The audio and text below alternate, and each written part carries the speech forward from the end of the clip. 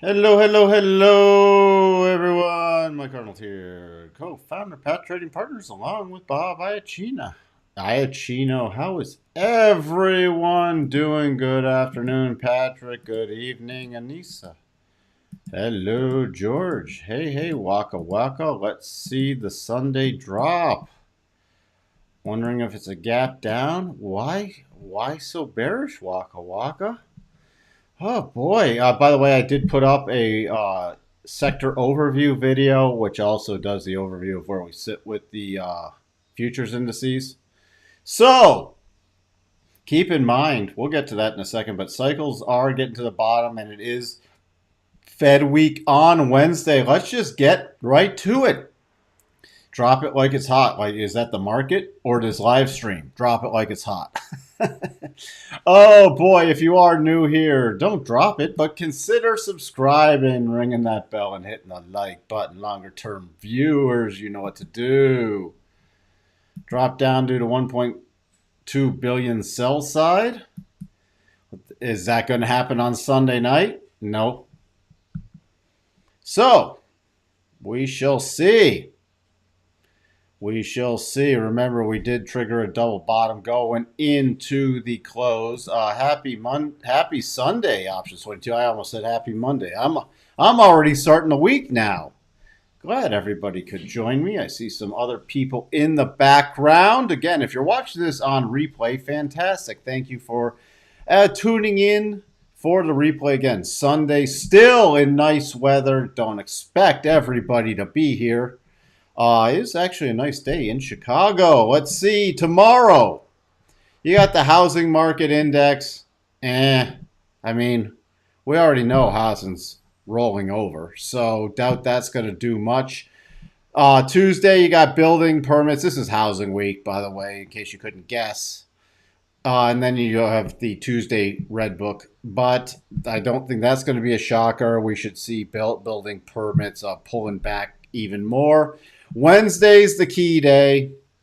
Besides your home sales in the morning and your mortgage information, and if you're a crude trader, EIA Wednesday. The big thing is 1 p.m. Central. We have the FOMC hike projections, and the big thing is not necessarily a hike. I think they're going to go 75 basis points. The real important stuff is to pay attention to the press conference 30 minutes after the rate hike decision. I don't see him doing 100 basis points. I see him doing 75. Don't think they can do the 50. They'd be way too dovish. Not with this last inflation print. But the key thing's going to be in the press conference. So that's what's important. Adobe at or near pandemic low from March 2020. Can you provide analysis? Think of buying some calls. Thanks in advance. Okay, I'll take a look at Adobe. Let's just get through some other stuff. So remember, press conference is going to be the critical price action, at least from my perspective. Thursday, continuing jobless claims, initial jobless claims an hour before the market opened. Then we get the Consumer Board leading index to see if that's still printing negative in contraction. That's it about Thursday. It's a lighter week except really for Fed Day. Now, Fed Day can rule the whole week because that's going to be going into Wednesday. Key positioning. Remember also the Fed can't speak till after the rate hike decision. And then we got Powell speaking again on Friday, and you got the S&P Global Composite PMI, Manufacturing PMI, and Services PMI on Friday. Remember, we had the massive OPEX, very choppy day, triggered those little mini doubles going into the close. Very mixed day. Healthcare, I did talk about that on the weekly sector overview. Also talked about a stock that I'm looking for long-term accumulation mode, and it is related to semiconductors. So if you have not watched the sector overview, please do tune in. I want to know what your thoughts are. Oil down. Oil down. Energy still in long-term buy, but I'm not going to ruin that video. FOMC still 82% on the 75 basis points, 18% on the 100. Again, it would shock the market if we did not do 75. We're going to take a look at that tomorrow because it still has to get reset. It still has to get reset with, again, we had quarterly OPEX. So we'll have to see where we sit. And there will be new options positions established for the final quarter, especially from the major dealers, for portfolio hedging and the products they have to put in place. So that's just going to get, we're going to see how that with Gamma plays out this week. We are into fear mode, but remember, we don't get a bigger bounce generally till extreme fear. And current market valuation, fairly valued. Take that for what it's worth. I just really watched the yield curve, the Buffett indicator, the PE ratio, all overvalued, and mean reversion, fairly valued by a hair, but this is going to go the other way to undervalued at 1 standard deviation before we're done. So, earnings, AutoZone tomorrow morning. That's about it. You got General Mills on Wednesday. You got Costco on Thursday. I think this is a mistake with FedEx listed for this Thursday. That's it. I mean, I'm paying attention to Costco. The home builders, you got home builders, and I want General Mills from inflation perspective. All right, let's see where we stand. Options 22, asking for a lot of stuff today. Apple level for a play on puts. What are you going to spend your short put profits on? Who's buying calls? Who's buying? I didn't see anybody buying calls. You got balls buying calls this week? Well, there is a aggressive buy signal, not triggered yet, and also the short-term double. You know, again, there's going to be short-term trades. Let's see. So, first off, on all our indices, I'm just going to cover this. We got daily cycles approaching a bottom. I'm not going to go through this all individually, and weekly cycles at a bottom. What does that mean? It means sometime this week, I'm looking for a more substantial bottoming pattern. That's it. We have the cycles in alignment at the bottom. Can we not get a good bottoming pattern this week? Yes. Can it wait till next week? Yes. We got the Fed meeting, so I'm expecting, especially with that, we could get some bottoming pattern. Does that mean we're going to rip your face off rally? No. Especially with where we are. Now, we could easily return to the daily rotation zone, even easily return to a 50% from this last little sell-off, which would take us just above 4,000, potentially. On the shorter term, what I was talking about was this little mini 1-hour double, which is triggered. 39.11, 39.20, 39.30. You have a clear path move it closed into. The first two targets are still in the clear path move. The breakdown zone is right in front of the final target. So that's what I will be utilizing. The key levels, and again, this is short term. The key level, what would invalidate this is a trade below 38.6275 or a close below, at least on the 1-hour time frame, 38.6750. Tonight, and this is a very wide range. Theoretically, you could have a pullback even tonight between 38.91 and 38.75, which would be a buy zone, especially with 1-hour cycles at the top. But those are the key levels I am going to utilize for tonight's data. All right. NASDAQ, again, I don't have to keep going through this. Daily and weekly cycles close to a bottoming formation. Oh, by the way, S&P, if this does trade through tomorrow, and I'd be watching this going into the U.S. Open, trading through Friday's high and then sustaining above there with a daily close above Friday's high is an aggressive buy signal for a potential return to the daily rotation zone. Again, aggressive. It could just be a short-term bounce into Wednesday. One of the key things that I will be watching for, and this is not just for tonight/tomorrow, is 39.50. If the double triggers and we get through that target, my next key target is 39.50, which is the emotional candle close on the 13th. And the rotation zone should decline into that. So the aggressive play is on a break intraday above Friday's high, or a break, a retest, and then that retest holds above Friday's high. That then translates into the full daily close, which is not until 4 p.m. Central on Monday. As long as it closes above there, it translates into a short-term bounce pattern. That's all we have. NASDAQ, double also triggered into the clear path move. The breakdown zone is right virtually at the second target. Second target is 12,017.50. The breakdown zone is 12,012.75. The first target is 11,983.75. The final target is 12,501. The pullback zone is anywhere between the 11,916 to 11,860. What invalidates the pattern? Invalidated on a 1 hour close below 11,830.25 or a trade below 11,813. So on any pullback, I'm watching for a pullback into this pullback area. On a continued rally, those are the targets. Now, daily, same thing.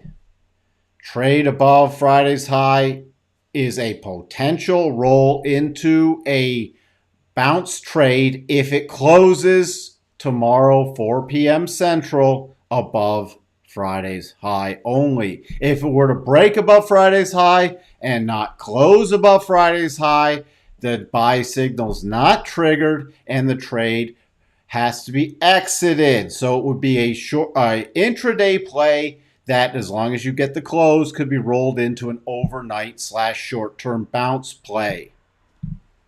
If you don't get the close above there, the trade is not triggered. The more conservative trade is just wait for the close. But given a Fed day on Wednesday, that gets very interesting, because if you'd be only playing a bounce through potentially midday Wednesday.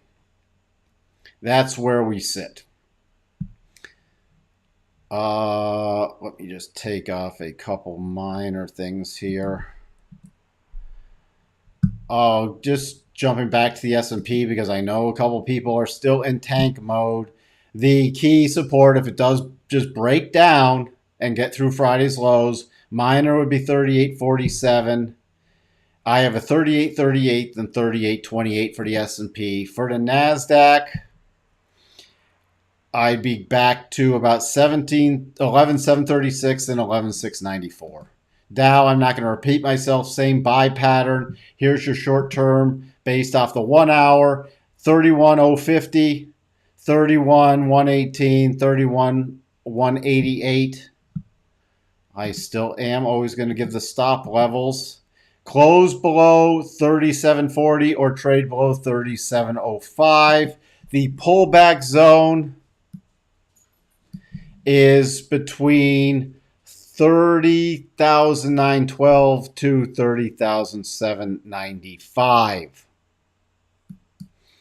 The into the clear path move, the breakdown zone is 31,097, right in front of the second target.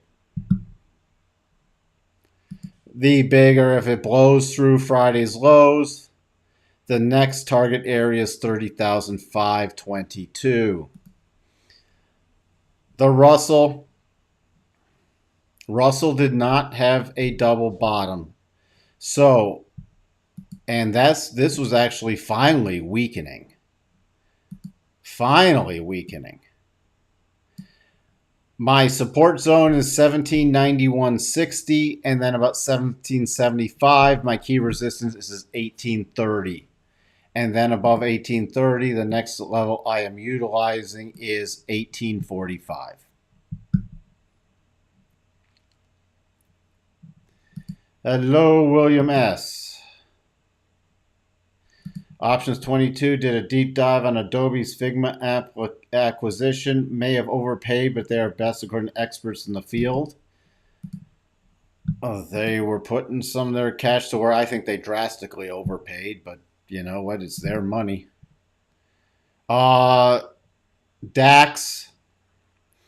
hit the 87.5. So on a continued break below Friday's lows, I'm watching for a 12,598. This is a great air. This is the exact way you use reverse harmonics. I have to see which the exact low is, but it's going to give us virtually the same thing. Why reverse? Because if it does break down below, we already hit the probabilities on that return to the 87.5. If we break below this bottom at roughly 12,593, 12,471, and then a pretty significant area, 12,346 to 12,348. To the upside, I don't have anything. I need still some good price action overnight. The only thing I will be watching for a short-term bullish move is back above about 12,840. Notes. Finally, we're retesting. We got into that area which we called for probability-wise between the 87.5 and 100. It would be a super aggressive buy above Thursday's high, not Friday's high. This is not a long-term bottoming pattern. You got cycles turning down, but given the Fed meeting on Wednesday, not touching anything with interest rates going into the Fed meeting. Personally, would rather, if this does rally, would rather wait for a pullback and a more substantial probability signal before trying to front run a Fed decision. Dollar index, I'm paying very close attention to this week. We still do have a potential double top in play. The trigger is a daily close below 109.15. That can be front run on a shorter term break below there as long as the daily does close below those levels. Those pullback levels are 108.77, 108.57, 108.38. If there's another rotation up, back, around this 109.80, 109.87 area, that is invalidated. So we had the channeling pullback, the retest the high areas, and then the pullback to retest a breakout of the channel. But if we get back in the channel and trigger that double, going to be focusing on the bigger pullback on that. To the upside, the next return, we technically closed above the 62.5, so still watching for a retest of 110.39. We'll take a look at the VIX tomorrow morning. Crude, aggressive buy above Friday's high. Other than that, not much, because we're back turning down. I'm still watching for a retest personally of the lows back from the 7th and 8th of September before looking for any patterns, especially with the cycles turning down. So it's more sit on my hands mode for crude. What else do we want to look at? Let's glance at Bitcoin real quick. Bitcoin probability-wise should still retest 19,061 to 18,527. Other than that, any rallies for me are to be sold on Bitcoin. Tesla, double top still is technically in play. We'll assess that tomorrow with the gap, but your minor resistance is coming in about 309. Your major resistance 1160 to about 314. Other than that, still watching for that to trigger. We'll recap that tomorrow morning. We want Adobe. Adobe has a aggressive buy above Friday's high as long as it rolls through a close on that. You have a gap fill. All right.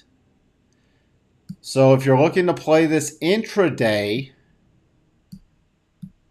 This could be an interesting short-term bottoming pattern. Your key thing if you're trying to play it intraday, first on the break of Friday's high, your next key target is 302.76. At least a 15-minute close above 302.76, then you target 309.13. All right, and that would be for the gap fill play. Your other key levels on this, beyond those I just listed, now you get that close above Friday's high. So let's say it breaks above there and stays above that in the close, then it could be played for a potentially bigger gap fill play. The next levels that I would utilize, 318.20, then back to about 328.50 area. And I'd really pay attention to that declining 4-hour rotation zone. You do have daily cycles getting to the bottom. So this could be, again, with the market, a pop play and weekly cycles at the bottom, nearly oversold on the weekly, definitely oversold on the daily, and you do have a potential divergent setup. So there are lots of potential buy patterns, and that would be for a short-term bounce. That would not be for like a play back to 400. You do, above Thursday's high, have another gap. So if this was going to be rolled into a larger term play, my next levels, 344 area, which is the 50% retracement, which is going to be substantial, especially since you have a key low back on the 17th of June and you have a key gap open right around 349.24. Now remember, any return, if you're trying to play this for a slightly longer term play between the 50 and the 62.5 with the declining rotation zone and this key significant level right around 349 is an area to watch for the next rollover before the next full gap play. So do not ignore those levels. Those are all your upside levels. The next downside below Friday's low would be 288.20 area, and then we don't have much till 255 without doing some shorter term projections, but let's see how tomorrow plays out. So there's your Adobe analysis. Again, any super chats or Patreon or buy me a coffee donations are appreciated. Apple levels.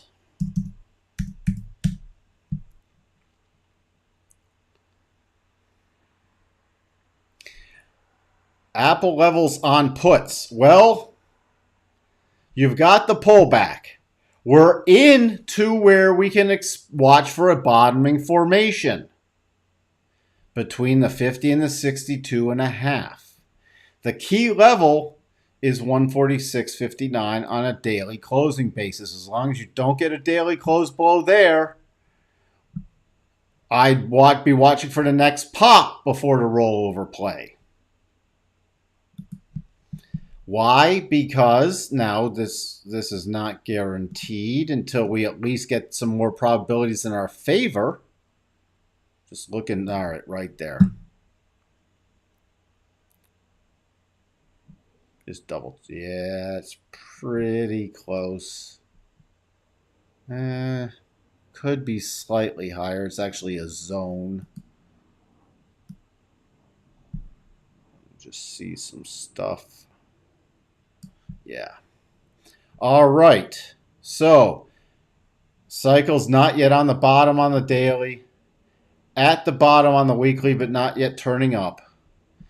So the only thing above Friday's high is an aggressive buy, and I'd be watching for a return to 150, 384 to about 155, 155.20 area. That, again, on a break below the low of Friday, my target would be 146.59. I want to see where the harmonics put us to from the last major high to this pausing bar. Reinforced right there. So on a break below Friday's low, this is my key target area. 146. 81 to 146.59. In order for me to target anything lower based off of where the cycles are, I need a daily close below that 146.59. We get the close below that level. My target is then 134.77. Until I get the close below that area, we could be pulling back and I'd be watching for the shorter term bottom in this area. Because we've already had a pretty decent pullback with cycles going into the bottom and a potential buy signal. And a potential buy does not mean a buy until it's triggered and confirmed. So I hope that makes sense.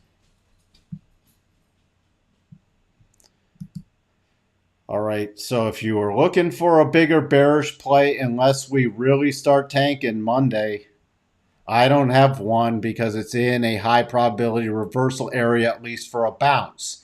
Now, after a bounce play and the next rollover, I'd be watching for the more substantial downturn if we stay above that 62.5. The S&P is already closed below the 62.5 on the future side. Okay, and when we're talking about the 62.5, I thought it already closed below there, I thought before. I know the NASDAQ did. Yes, the S&P did close below the 62.5. So does that mean you can't see a move up before you hit the 87.5? No, you can definitely see a move up. All right, but we should be longer term reconnecting with the June lows. That does not have to happen tomorrow or Tuesday or Wednesday. Could it? Yes. Does it have to? No. What would invalidate that? Well, the first thing you'd be watching for is the minor close above 40.54. What would really invalidate it is a close above 41.49.50 on a daily basis.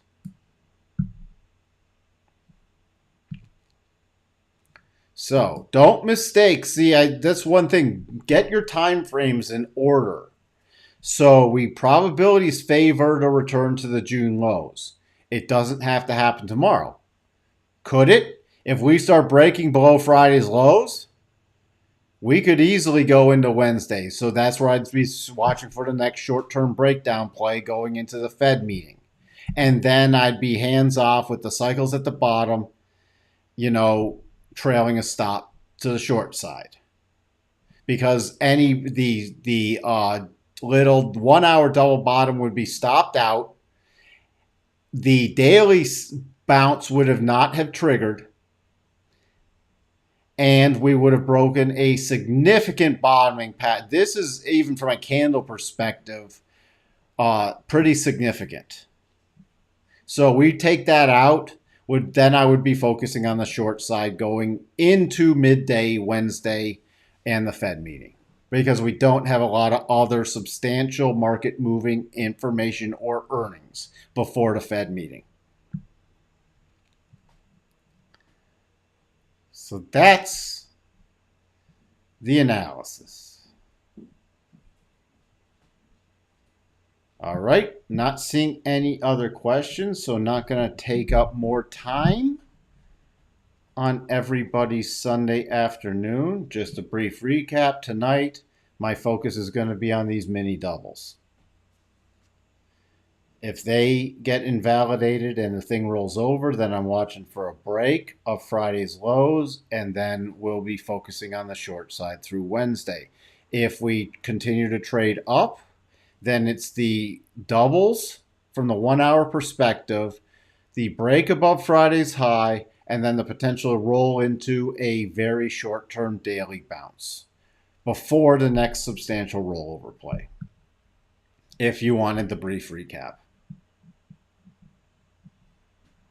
And why is it so right now? Because we got a lot. You got a news week based off of the Fed. So this is where the market's going to be keying off of that for the short term, which can which can override cycles. It can override natural rhythms of the market, especially in a tactical trading market. That's why we have to really especially gauge what's going to happen tonight going into tomorrow morning for at least the beginning of this week for shorter term plays. Happy Sunday, Daniel. Thank you for tuning in. Thank you, George. See you tomorrow. Thank you, AP's World. I appreciate everybody who's spending some time on an afternoon on a Sunday, and let's reconvene tomorrow morning and help fine-tune our plays for the beginning of this week. And I say the beginning Monday, Tuesday through midday Wednesday. Talk to everyone 8 a.m. Central Time tomorrow. Have a wonderful evening. Bye for now.